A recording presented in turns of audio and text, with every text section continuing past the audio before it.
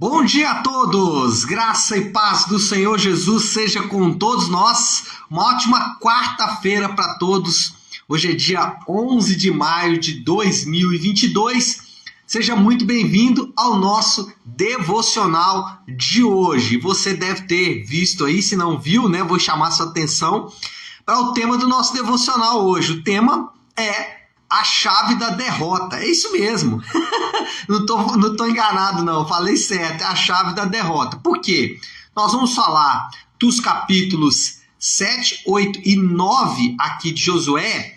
E nesses capítulos, o que está sendo tratado? Está sendo tratado de duas derrotas do povo de Deus. A primeira derrota, que é contra a cidade e os moradores de Ai. Essa derrota causada pelo pecado de Acã, e depois a derrota para os gibeonitas. Apesar do texto não usar essa expressão, mas o que acontece ali? Havia da parte de Deus uma ordem, uma orientação para que todos os moradores daquela região, por causa dos seus pecados, fossem destruídos, e Josué inadvertidamente faz um acordo com esses homens que se apresentaram como pessoas de uma terra distante, mas que depois Josué compreendeu ou descobriu que eles eram moradores daquela terra. Então, essas duas derrotas aqui foram, de fato, muito dolorosas para a nação de Israel. Eu estou com um problema aqui com o meu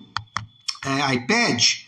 Deixa eu ver se eu consigo resolver. Se eu não conseguir, eu vou mudar um pouquinho a minha estratégia aqui. Aliás, já vou mudar, porque vejo que não vai caminhar bem.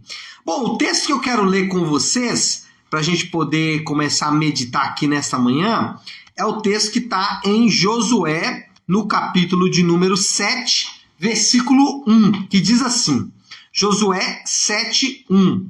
Deixa eu tentar aqui uma outra coisa, deixa eu ver se vai dar certo. Acho que não, tá travadinho mesmo, então não vai dar certo, né? Se aqui não vai dar certo, vamos ficar com esse aqui. Perfeito. Josué capítulo 7, versículo 1, que diz assim, mas os israelitas foram infiéis com relação às coisas consagradas. Acã, filho de Carme, filho de Zinri, filho de Zera, da tribo de Judá, apossou-se de algumas delas, e a ira do Senhor acendeu-se contra Israel. Bom, depois da impressionante vitória dos textos anteriores, né, a vitória contra Jericó, de maneira absolutamente impressionante. Depois daquela vitória onde, por causa da intervenção de Deus, depois do povo obedecer tudo que Deus determinou, uma obediência, né, que assim nos causa espanto às vezes, né, porque em meio a uma guerra, Deus vai dar uma ordem, olha, vocês não vão para a guerra, vocês vão ficar rodando a cidade, tocando trombeta. E assim mesmo o povo obedece. Mas depois dessa vitória, que é literalmente por causa da intervenção de Deus, agora nós temos o contraste. Uma derrota, e como eu disse, né, podemos até dizer duas, porque é dos gibeonitas também, mas vamos focar aqui na derrota causada, ou na derrota para a cidade de Ai, causada por Acã, essa derrota agora por causa da desobediência. Então nós temos duas histórias paralelas correndo aqui. Aliás, paralelas não, nós temos duas histórias mostrando um contraste aqui. De um lado, a história da vitória contra Jericó, a obediência do povo e a intervenção de Deus, e nós temos a derrota para Ai, da desobediência e da ação apenas humana.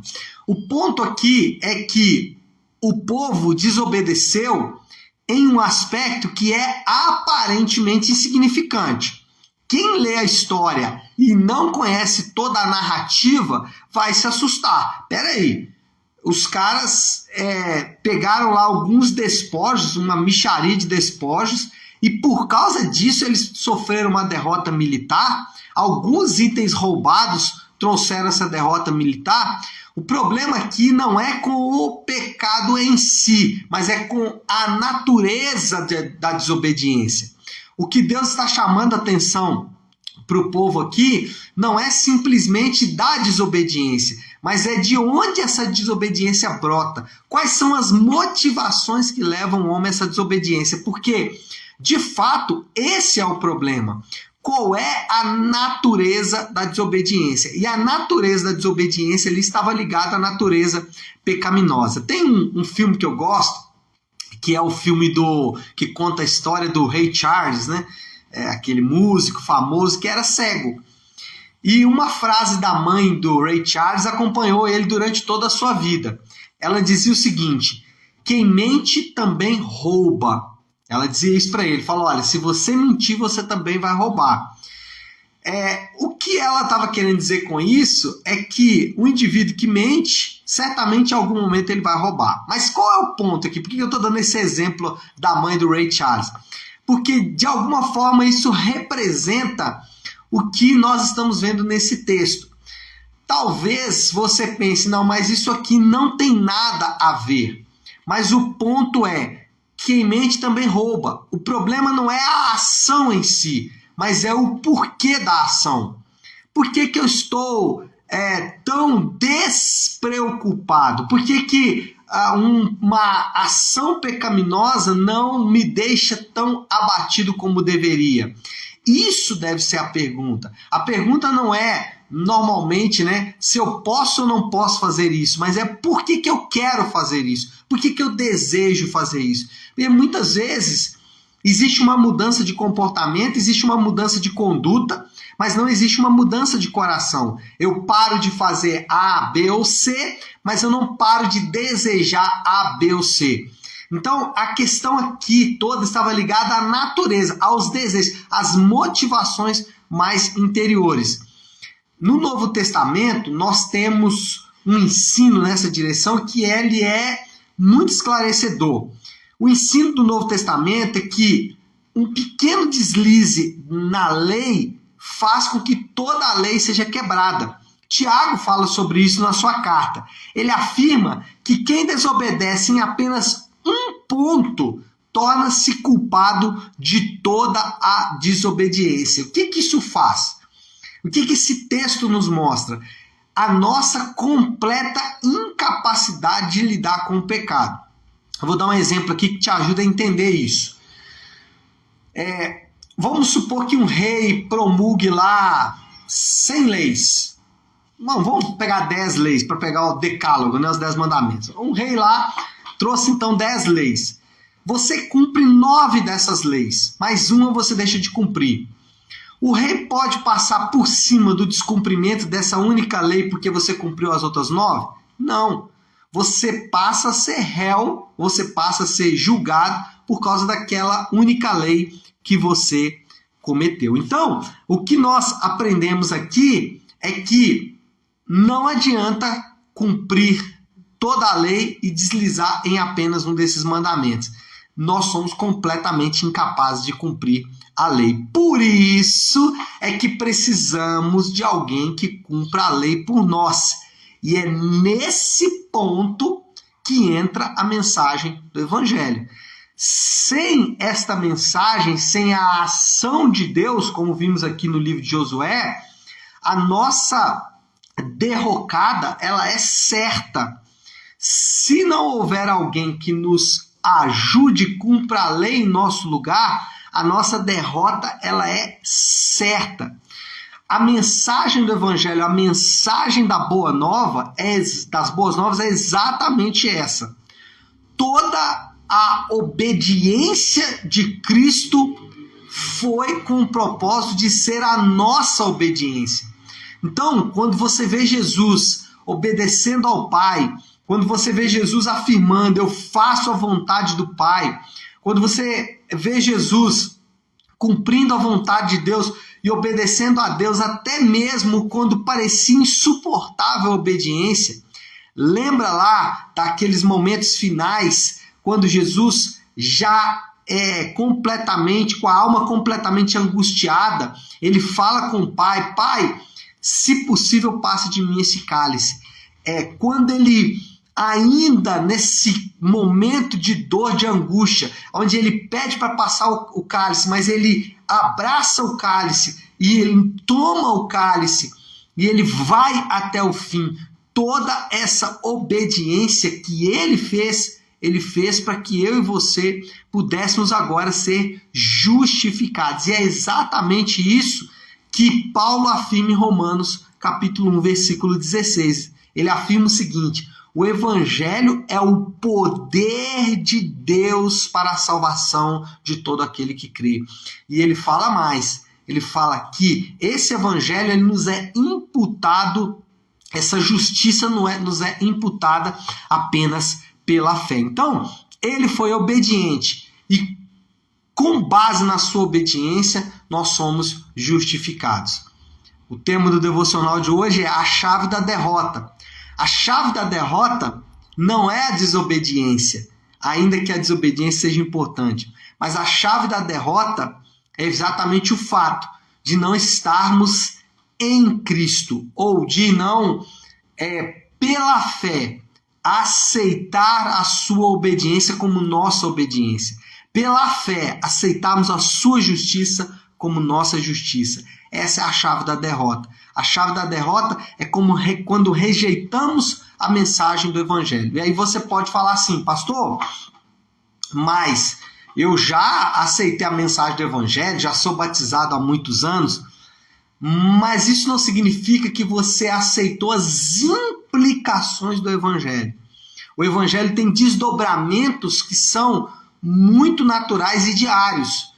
Quando somos justificados pela fé, isso vai certamente resultar em um estilo de vida que é completamente ao estilo de vida que tínhamos anteriormente.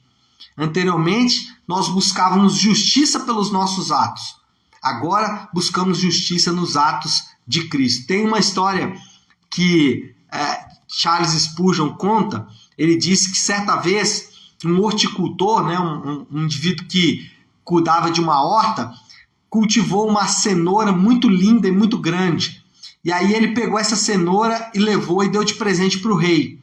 O rei, vendo aquele ato de bondade daquele homem, a cenoura mais linda, a maior cenoura da sua horta, dá para ele de presente, o rei ficou impressionado com a ação desse homem e cumulou esse homem de bens, terras e assim por diante. Um membro lá da sua corte, vendo o que havia acontecido com esse homem, e sendo dono de um aras muito grande, disse para os seus conservos: olha, tragam um cavalo mais lindo, porque se o rei, por causa de uma cenoura, deu todos esses bens para esse homem, que ele não me dará se eu der para ele um cavalo. Então trouxe aquele cavalo, o cavalo mais lindo do aras, o maior cavalo que ele tinha, aquele cavalo maravilhoso, e deu de presente para o rei. O rei olhou para aquele homem e disse: muito obrigado pelo seu presente, e não fez mais nada do que isso. Aquele homem ficou inculcado com isso e perguntou: rei, mas espera aí, o homem trouxe uma cenoura e você deu para ele terras, agora eu trouxe para você um cavalo, você não me dá nada? Aí o rei disse: olha, aquele homem deu presente para mim, você deu presente para você mesmo. Ou seja, você fez com a motivação de receber alguma coisa em troca. A implicação do evangelho é essa: eu não faço mais para obter o favor do rei, mas porque o rei me favoreceu, agora eu posso fazer, eu posso obedecer, não para obter a vantagem diante do rei, mas porque já obtive essa vantagem. Bom, moral da história, vamos concluir aqui o nosso devocional de hoje. Qual é a moral da história? A nossa justiça não vem de nós mesmos. Nós somos justificados pela justiça de Cristo. E aí, qual é o desafio? Qual é a aplicação final? O desafio do Léo desta quarta-feira. A busca por justiça só encontra resposta em Jesus. Lembra que eu disse das implicações diárias? Você não vai mais viver em busca de aceitação, fazer as coisas para que as pessoas te amem. Você não vai mais viver em busca de significado, buscando sentido para a sua vida. Você não vai viver mais em busca de amor ou de alegria, porque tudo isso você já encontrou no Rei. Isso é ser justificado pela fé. É saber que tudo aquilo que você precisa para viver, você encontra em Jesus. nesse sentido, todas essas coisas terão cor, terão vida para você. A vida terá vida para você. Por quê? Porque a sua busca por vida já terminou. Você não precisa mais buscar vida. Ela já terminou. Você já encontrou vida em Jesus. Isso é justificação pela fé. E é exatamente isso que nós encontramos em Jesus. Josué e o povo viu, lamentavelmente, com seus próprios olhos, o resultado da obediência e da desobediência. E a chave da derrota é quando rejeitamos a obediência de Cristo e tentamos obedecer por conta própria. Não vamos conseguir. Vamos orar? Vamos colocar tudo isso aí diante de Deus? Se você puder, então, pare aí um instante o que você está fazendo e vamos juntos buscar a Deus em oração. Querido Deus, Pai de graça, Deus de amor e misericórdia, nessa manhã vimos e lemos a Tua palavra, a experiência da desobediência do Teu povo e como isso trouxe repercussões tristes para eles. Assim também é conosco, Pai. Nós somos desobedientes, achamos que a nossa desobediência não terá repercussões e isso traz grande mal para as nossas próprias vidas. Por outro lado, somos incapazes de obedecer ao Senhor e precisamos que a verdade da obediência de Cristo ela seja uma realidade para nós, a justificação, e essa justificação pela fé seja realidade para nós.